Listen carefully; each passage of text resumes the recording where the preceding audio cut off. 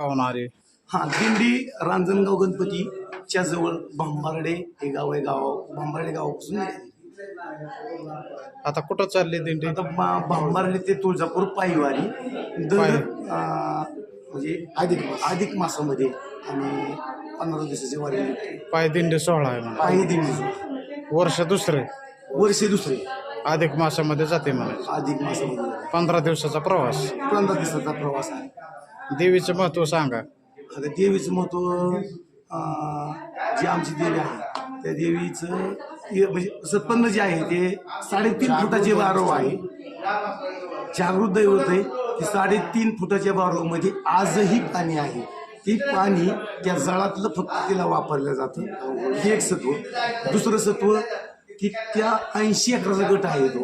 त्या 80 एकराच्या गटामधून लाकूड फाटा हा बाहेर नेला जातो. शिवाच्या बाहेर जाऊ शकत नाही आणि जातं. शिवाय त्या गावामध्ये रॉकेल हे वापरलेलं जात नाही पहिल्यापासून जुना इतिहास. गोड तेलाच दिवे लावतात. गोड तेलाची दिवे.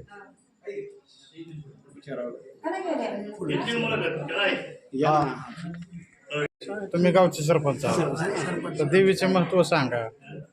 पाय दिंडी सोहळा किती वर्ष झालं चालू आहे? दुसरं वर्ष.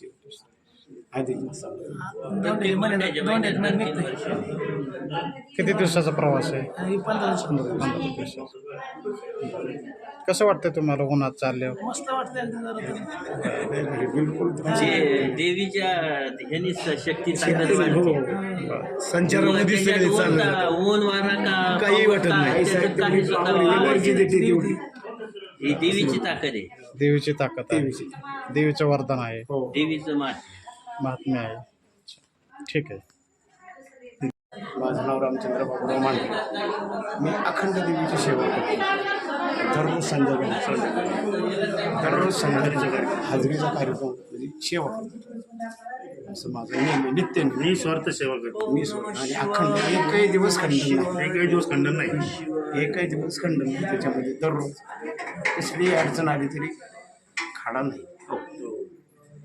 विना काय हो, आमच्या देवीचं असं सत्व आहे की ती कुमारिका आहे आणि तिथं जळाच्या पाण्याने आंघोळ घालतात.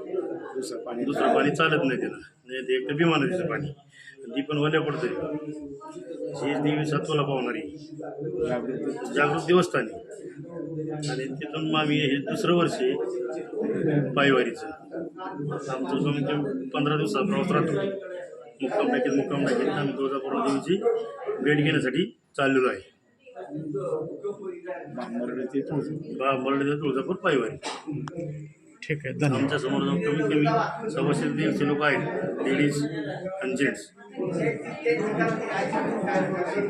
ठेवू का? ओके.